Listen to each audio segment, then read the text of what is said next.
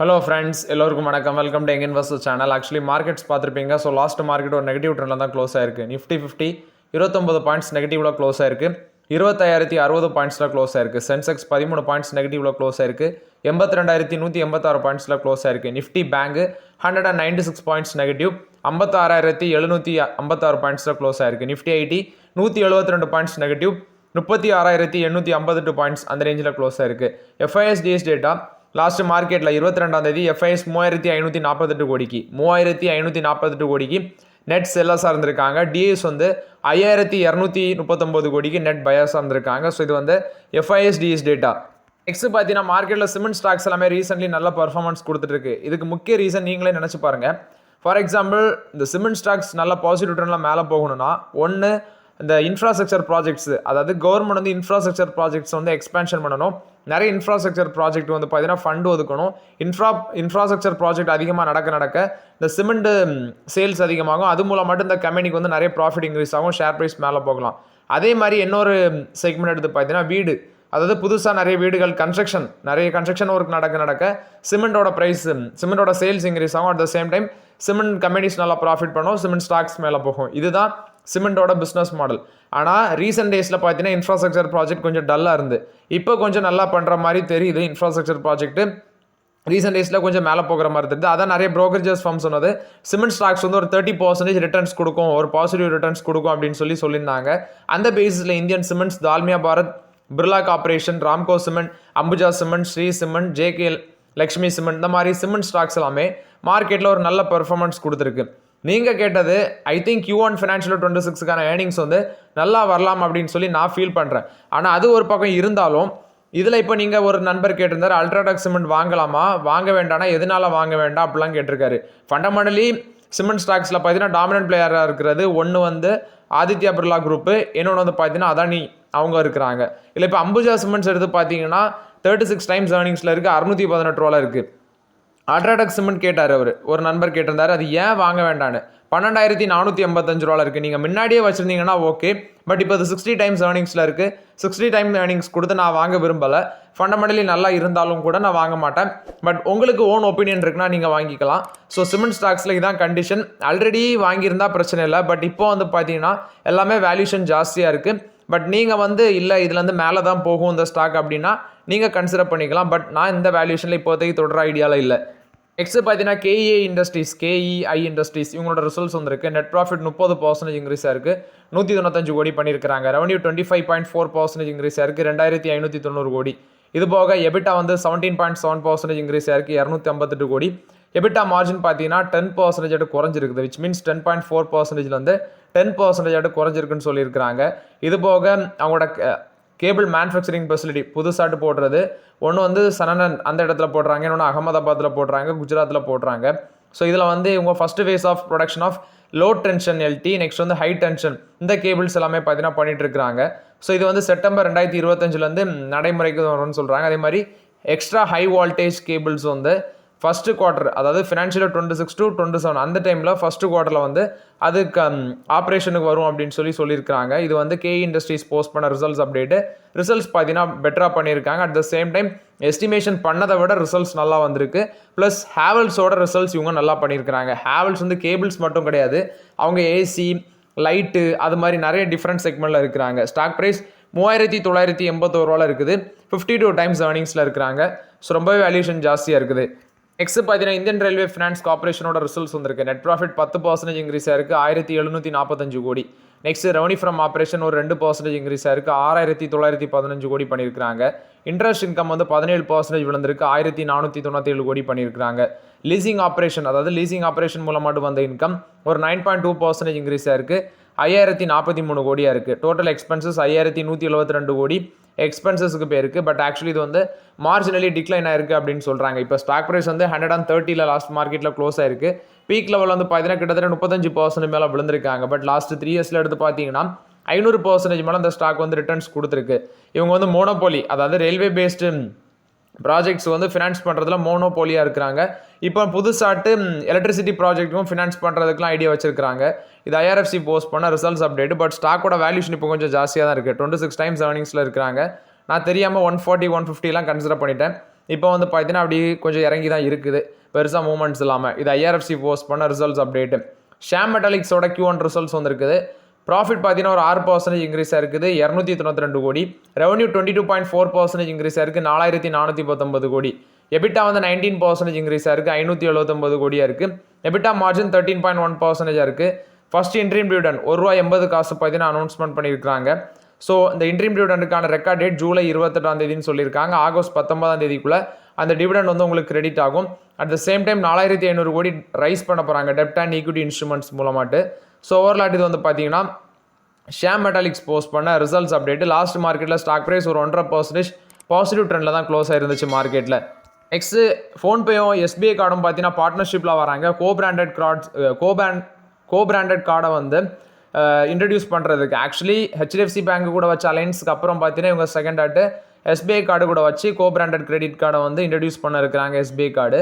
So இது வந்து பார்த்தீங்கன்னா ஹெச்டிஎஃப்சி கூட வச்ச அலைன்ஸ் மாதிரியே எஸ்பிஐ கார்டு வந்து இவங்களோட அலைன்ஸ் வச்சு ருபே விசா நெட்வொர்க் கார்ட்ஸ் எல்லாமே கொண்டு வருவாங்க. PhonePe SBI purple, next PhonePe SBI select, card select block, இது மாதிரி நிறைய கார்ட்ஸை கொண்டு வருவாங்க. ஃபோன்பேயோட பிஸ்னஸ் என்னென்னா இந்த கிரெடிட் கார்ட்ஸ் மூலமாட்டு அவங்களோட கிரெடிட் ப்ராடக்ட்ஸ் மூலமாட்டு அவங்களோட ரெவன்யூ இன்க்ரீஸ் பண்ணுறது தான். ஸோ இது வந்து ஃபோன்பே எஸ்பிஐ கார்டு கொடுத்த அப்டேட். மஹேந்திரா அண்ட் மஹேந்திரா ஃபினான்ஷியலோட Q1 ரிசல்ட்ஸ் வந்திருக்கு. இந்த குவார்ட்டரில் நல்லா பண்ணியிருக்காங்க. நெட் இன்ட்ரெஸ்ட் இன்கம் மட்டுமே 19.7% இன்க்ரீஸ் ஆயிருக்கு, 2267 கோடி. ப்ராஃபிட் 3.2% இன்க்ரீஸ் ஆயிருக்கு, 530 கோடியாக இருக்குது. பட் முந்தின குவார்ட்டரை கம்பேர் பண்ணும்போது 6% விழுந்திருக்கு. ப்ரொவிஷன்ஸ் 43.3% இன்க்ரீஸ் ஆயிருக்கு, 457 கோடி. Pre provision operating profit 19.3% increase ஆயிருக்கு. ஸ்ட்ரெஸ்ட் அசட்னு சொல்லுவாங்க, அதாவது ஸ்ட்ரெஸ்ட் அசட் அது வந்து கிராஸ் ஸ்டேஜ் 3 அசட் வந்து 3.8%லேருந்து 3.9% இருக்கும் அப்படின்னு சொல்லி அவங்க எக்ஸ்பெக்ட் பண்ணுறாங்க. மேபி இன்க்ரீஸ் ஆகலான்ட்டு. அது இல்லாமல் இந்த குவார்ட்டரில் டிஸ்பர்ஸ்மெண்ட் 1% இன்க்ரீஸ் ஆயிருக்குது. சேம் பீரியட் லாஸ்ட்டில் 5% இருந்த க்ரோத் இப்போ 1% இருக்குது. கலெக்ஷன் எஃபிஷியன்சி 95% இருக்குது சீக்வன்ஷியல் பேசிஸில். பட் அது குறைஞ்சிருக்கு முந்தின குவார்ட்டரை கம்பேர் பண்ணும்போது. Asset under management 1.21 lakh crore இருக்குது, 14.5% இன்க்ரீஸ் ஆயிருக்குன்னு சொல்கிறாங்க. இது Mahindra and Mahindra financial post பண்ண ரிசல்ட்ஸ் அப்டேட்டு. SML இஷ்யூ இதில் தான் மஹேந்திரா பார்த்தீங்கன்னா ஸ்டேக் வாங்கினாங்க. இது ஒரு கமர்ஷியல் பிளேயர் கம்பெனி. ஸோ இவங்களோட ப்ராஃபிட் 44% இன்க்ரீஸ் ஆயிருக்கு, ஒரு all time high 66.96 crores profit பண்ணியிருக்காங்க. ஆப்ரேஷனல் பெர்ஃபார்மன்ஸ் ஸ்ட்ராங்காக இருந்ததுனால நாங்கள் இதை பண்ண முடிஞ்சுன்னு சொல்லியிருக்காங்க. ரெவன்யூ 845 கோடி ரெவன்யூ வந்திருக்கு, 13.4% இன்க்ரீஸ் ஆயிருக்கு. ஆப்ரேட்டிங் ப்ராஃபிட் எபிட்டா 29.8% இன்க்ரீஸ் ஆயிருக்கு. எபிட்டா மார்ஜின் வந்து 12.4% இன்க்ரீஸ் ஆயிருக்கு. ஸோ இந்த குவார்ட்டரில் ஒரு நல்ல ரிசல்ட்ஸ் பார்த்தீங்கன்னா SML இஷ்யூ போஸ்ட் பண்ணியிருக்காங்க. சென்சார் டெக்னாலஜிஸோட Q1 ரிசல்ட்ஸ் ப்ராஃபிட் 15% இன்க்ரீஸ் ஆயிருக்கு, 182 கோடி. ஆர்டிஃபிஷியல் இன்டெலிஜென்ஸ் டீல் வந்ததுனால மார்ஜின் கெயின்ஸ் இருந்ததுனால ப்ராஃபிட் இன்க்ரீஸ் ஆயிருக்குன்னு சொல்கிறாங்க. At the same time revenue from operation 7.5% increase ஆயிருக்கு, 1385 கோடி. டாலர் ரெவன்யூ மட்டுமே $162 மில்லியன் சொல்லியிருக்காங்க. 4.9% வந்து இயர் பேசிஸில் க்ரோத் ஆயிருக்கு. கான்ஸ்டன்ட் கரன்சி டேர்ம்ஸில் 3.8% இன்க்ரீஸ் ஆயிருக்கு. சீக்வன்ஷியல் பேசிஸில் ரெவன்யூ 3.3% இன்க்ரீஸ் ஆயிருக்கு. கான்ஸ்டன்ட் கரன்சி டேர்ம்ஸில் 1.9% இன்க்ரீஸ் ஆயிருக்கு. கிராஸ் மார்ஜின் இந்த குவார்ட்டரில் 30.5% ஆயிருக்கு. சீக்வன்ஷியல் பேசிஸில் 20 பேசிஸ் பாயிண்ட் இம்ப்ரூவ்மெண்ட் ஆயிருக்கு. ரீஜனல் பெர்ஃபார்மன்ஸ்னு எடுத்து பார்க்கும்போது யூஎஸ் பார்த்தீங்கன்னா உங்களுக்கு சீக்வன்ஷியல் பேசிஸில் 4.3% க்ரோத் காமிச்சிருக்கு. இயர் பேசிஸில் கான்ஸ்டன்ட் கரன்சி டேர்ம்ஸில் 4.3% தான் சேம் இதுதான். அதே மாதிரி யூரோப் வந்து 5.8% டிக்ளைன் ஆயிருக்குது. இயர் பேசிஸில் 3.8% க்ரோத் ஆயிருக்குது. ஆஃப்ரிக்கா ரீஜன் 1.5% இன்க்ரீஸ் ஆயிருக்குது. பட் இயர் பேசிஸில் 0.6% இன்க்ரீஸ் ஆயிருக்குன்னு சொல்லியிருக்காங்க. Banking and financial service 2.9% increase ஆயிருக்கு. கான்ஸ்டன்ட் கரன்சி டேர்மில் 8.2%. டெலிகம்யூனிகேஷன் மீடியா டெக்னாலஜி 5.5% இன்க்ரீஸ் ஆயிருக்கு. இயர் பேசிஸில் வந்து 5.6% விழுந்திருக்கு. மேனுஃபேக்சரிங் அண்ட் கன்சியூமர் சர்வீஸ் இது 4.1% சீக்வன்ஷியல் பேசிஸில் விழுந்திருக்கு. இயர் பேசிஸில் 1% இன்க்ரீஸ் ஆயிருக்கு. Next health care and life sciences 5.2% year பேசிஸில் வளர்ந்துருக்குது. இயர் பேசிஸில் 16.5% பார்த்துங்கன்னா 16.5% இன்க்ரீஸ் ஆயிருக்குன்னு சொல்கிறாங்க. இது சென்சார் டெக்னாலஜிஸ் போஸ்ட் பண்ண ரிசல்ட்ஸ் அப்டேட்டு. ஒரு நல்ல ரிசல்ட்ஸ் தான் அந்த குவார்ட்டரில் போஸ்ட் பண்ணியிருக்காங்க. சயன் டிஎல்எம் இவங்களோட ரிசல்ட்ஸ் வந்திருக்கு. ப்ராஃபிட் 29.6%, இயர் பேசிஸில் காலி 7.5 crores தான் பண்ணியிருக்காங்க. ரெவன்யூ 8% இன்க்ரீஸ் ஆயிருக்கு, 278 கோடி. எபிட்டா 25% இன்க்ரீஸ் ஆயிருக்கு, 25 கோடியாக இருக்குது. நெக்ஸ்ட் எபிட்டா மார்ஜின் 9% இருக்குன்னு சொல்லியிருக்காங்க. ஸோ இவங்களோட ப்ராஃபிட் விழுந்திருக்கு. பட் ரெவன்யூ எபிட்டா மார்ஜின் எல்லாமே இன்க்ரீஸ் ஆயிருக்குது. ஸோ இது வந்து பார்த்தீங்கன்னா சயன் டிஎல்எம் போஸ்ட் பண்ண ரிசல்ட்ஸ் அப்டேட்டு. நெக்ஸ்ட் பார்த்தீங்கன்னா விஎஸ்டி இண்டஸ்ட்ரீஸோட ரிசல்ட்ஸ் வந்திருக்கு இந்த குவார்ட்டரில். நெட் ப்ராஃபிட் ஒரு 4.5% இன்க்ரீஸ் ஆயிருக்கு. இந்த குவார்ட்டரில் மட்டும் 56.13 க்ரோஸ் பார்த்தீங்கன்னா, அதாவது 56 கோடி ப்ராஃபிட் பண்ணியிருக்காங்க. சேல்ஸ் வந்து 7.5% விழுந்திருக்கு, 295 கோடி ரெவன்யூ பண்ணியிருக்கிறாங்க. பட் இந்த குவார்ட்டர் வந்து பார்த்தீங்கன்னா அந்த குவார்ட்டரும் பெருசாக எக்ஸ்பெக்ட் பண்ண மாதிரி இல்லை, வீக்காக தான் வந்திருக்குது. நெட் ப்ராஃபிட் 56 கோடி, சேல்ஸ் வந்து ஒரு 298 கோடி நடந்திருக்கு இந்த குவார்ட்டரில். ஆப்ரேட்டிங் ப்ராஃபிட் 77 கோடியாக இருக்குது, அது இன்க்ரீஸ் ஆயிருக்கு. Net profit quarter on quarter பேசிஸில் இன்க்ரீஸ் ஆயிருக்கு, but revenue quarter on quarter பேசிஸில் அடி வாங்கியிருக்காங்க. ஸோ லாஸ்ட் மார்க்கெட்டில் ஷேர் ப்ரைஸ் வந்து 4% விழுந்துச்சு, 280 ரூபா வரைக்கும் போனாங்க, 283 ரூபாவில் க்ளோஸ் ஆயிருக்கு. எகைன் இது ஒரு 52 வீக் லோ வரும்னு நினைக்கிறேன். 242 தான் 52 வீக் லோ, அதை டச் பண்ண கூட அந்த ஸ்டாக்கில் சான்சஸ் அதிகமாக இருக்குது. ஸோ பொறுத்து இருந்து பார்க்கலாம்.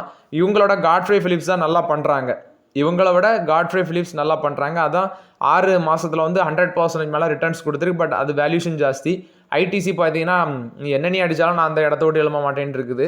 விஎஸ்டி இண்டஸ்ட்ரீஸும் ஒரு நல்ல ரிட்டர்ன்ஸ் கொடுத்தாங்க, பட் இப்போ வந்து கொஞ்சம் லாஸ்ட் 2 குவார்ட்டர் ரிசல்ட்ஸ் வந்து பெருசாக இல்லை. ஸோ மார்க்கெட்டில் நமக்கு என்ன மாதிரி ஆப்பர்ச்சுனிட்டி வருங்கிறத பார்த்து பொறுமையாக யூஸ் பண்ணலாங்கிறது என்னோட கருத்து. ஜேஎஸ்டபிள்யூ இன்ஃப்ராஸ்ட்ரக்சரோட ரிசல்ட்ஸ் வந்திருக்கு. நெட் ப்ராஃபிட் 31% இன்க்ரீஸ் ஆயிருக்கு இந்த குவார்ட்டரில். ப்ராஃபிட் ஆஃப்டர் டேக்ஸ் பார்த்தீங்கன்னா 384 க்ரோஸ் பண்ணியிருக்காங்க. At the same time operation revenue வந்து 1224 கோடி, 21.2% இன்க்ரீஸ் ஆயிருக்குது. டோட்டல் ரெவன்யூ வந்து 19% இன்க்ரீஸ் ஆயிருக்கு, 1314 கோடி. நெக்ஸ்ட் எபிட்டா பார்த்தீங்கன்னா 13% இன்க்ரீஸ் ஆயிருக்கு, 581 கோடி. நெக்ஸ்ட்டு அவங்களோட EBITDA, net dept to EBITDA வந்து 0.54 அந்த ரேஞ்சில் இருக்குது. கேஷ் அண்ட் கேஷ் ஈக்குவலன்ஸ் வந்து 4360 கோடியாக இருக்குது. ஃபியூச்சர் எக்ஸ்பேன்ஷன் அதுக்கு வேண்டி நாங்கள் ஃபோக்கஸ் பண்ணுறோன்னு சொல்லியிருக்காங்க. ஸோ ஆப்ரேஷனல் வைஸ்ன்னு பார்க்கும்போது 29.4 மில்லியன் டன்ஸ் ஆஃப் கார்கோ வந்து ஹேண்டில் பண்ணியிருக்காங்க, 5% இயர் பேசிஸில் இன்க்ரீஸ் ஆயிருக்கு அப்படின்னு சொல்லியிருக்காங்க. ஸோ இது வந்து பார்த்தீங்கன்னா ஜேஎஸ்டபிள்யூ இன்ஃப்ராஸ்ட்ரக்சர் போஸ்ட் பண்ண ரிசல்ட்ஸ் அப்டேட்டு. நெக்ஸ்ட் வந்து பெப்சி வந்து பார்த்தீங்கன்னா நியூ ப்ரீபயோட்டிக் கோலா வந்து லான்ச் பண்ணியிருக்காங்க. இதில் வந்து ஃபைபர் கண்டென்ட் தான் இருக்குது. At the same time artificial sweets எதுவுமே நாங்கள் ஆட் பண்ணலை அப்படின்னு சொல்லியிருக்கிறாங்க. இது வந்து பெப்சி கொடுத்த அப்டேட்டு. ஆகாஷ் ஏர்லைன்ஸ் வந்து லீடர்ஷிப்பை வந்து இந்தியாவில் பிடிக்க பார்க்குறாங்க. ஸோ அது மட்டும் இல்லாமல் 30% அளவுக்கு அவங்களோட ஃபீட்டை வந்து க்ரோத் பாதையில் கொண்டு போகிறதுக்கு முடிவெடுத்திருக்காங்க 2032. இது வந்து ஆகாஷ் ஏர்லைன்ஸ் கொடுத்த அப்டேட்டு. டிக்சன் டெக்னாலஜிஸ் கொடுத்த அப்டேட். நெட் ப்ராஃபிட் பார்த்தீங்கன்னா 280 கோடி பண்ணியிருக்காங்க இந்த குவார்ட்டரில், 100% இயர் பேசிஸில் இன்க்ரீஸ் ஆயிருக்கு. ரெவன்யூ ஃப்ரம் ஆப்ரேஷன் 95% இன்க்ரீஸ் ஆயிருக்கு, 12,835 கோடி. எபிட்டா 484 கோடியாக இருக்குது, 89% இன்க்ரீஸ் ஆயிருக்கு. நெட் டெப்ட் வந்து பார்த்தீங்கன்னா 214 கோடியாக இருக்குது. ப்ராஃபிட் ஆஃப்டர் மார்ஜின் 2.2% இம்ப்ரூவ்மெண்ட் ஆயிருக்கு, 10 பேசிஸ் பாயிண்ட் இம்ப்ரூவ்மெண்ட் ஆயிருக்குன்னு சொல்லியிருக்காங்க. நெக்ஸ்ட்டு இந்த ஸ்டாக் ப்ரைஸ் வந்து 16,112 ரூபாவில் லாஸ்ட் மார்க்கெட்டில் க்ளோஸ் ஆயிருந்துச்சு, 1% நெகட்டிவ்ல தான் க்ளோஸ் ஆயிருந்துச்சு. இது வேல்யூஷன் ரொம்பவே அதிகமாக இருக்குது இந்த பங்கு. ஸோ இப்போதைக்கு நம்ம கிட்ட கூட போக முடியாது. ஜி என்டர்டைன்மெண்ட்டோட ரிசல்ட்ஸ் வந்து இருக்குது. நெட் ப்ராஃபிட் 22% இன்க்ரீஸ் ஆயிருக்கு இந்த குவார்ட்டரில், 144 கோடி பண்ணியிருக்காங்க. அதே மாதிரி இன்றைக்கி ஸ்டாக் ப்ரைஸ் இதுவும் பார்த்தீங்கன்னா ரிசல்ட்ஸ் வந்து அன்றைக்கி 3% விழுந்திருக்கு. டோட்டல் இன்கம் 1849 கோடியாக இருக்குது. பட் ஆக்சுவலி டோட்டல் இன்கம் வந்து விழுந்திருக்குது சேம் பீரியட் லாஸ்ட் இயரை கம்பேர் பண்ணும்போது. அட்வர்டைசிங் ரெவன்யூ வந்து இந்த குவார்ட்டரில் அட்வர்டைசிங் ரெவன்யூ 758 கோடி பண்ணியிருக்காங்க, 16.7% வந்து இயர் பேசிஸில் குறைஞ்சிருக்கு. குவார்டர் பேசிஸில் 9.4% விழுந்திருக்கு. சப்ஸ்கிரிப்ஷன் ரெவன்யூ பார்க்கும்போது 981 கோடியாக இருக்குது. இதுவும் பார்த்தீங்கன்னா குறைஞ்சிருக்கு. சப்ஸ்கிரிப்ஷன் ரெவன்யூ குவார்டர் பேசிஸ்லையும் குறைஞ்சிருக்கு, இயர் பேசிஸ்லையும் குறைஞ்சிருக்குது. ஸோ இது வந்து ஜி என்டர்டைன்மெண்ட் போஸ்ட் பண்ண ரிசல்ட்ஸ் அப்டேட்டு. பேடிஎம்மோட ரிசல்ட்ஸ் வந்துருக்குது. நெட் ப்ராஃபிட் 123 கோடி பண்ணியிருக்காங்க. ஆக்சுவலி சேம் பீரியட் லாஸ்ட்டில் 800 கோடி மேலே லாஸ் இருந்துச்சு. 839 கோடி நெட் லாஸ்ல இருந்து 123 கோடி ப்ராஃபிட் பண்ணியிருக்காங்க. ரெவன்யூ ஃப்ரம் ஆப்ரேஷன் 1918 கோடி.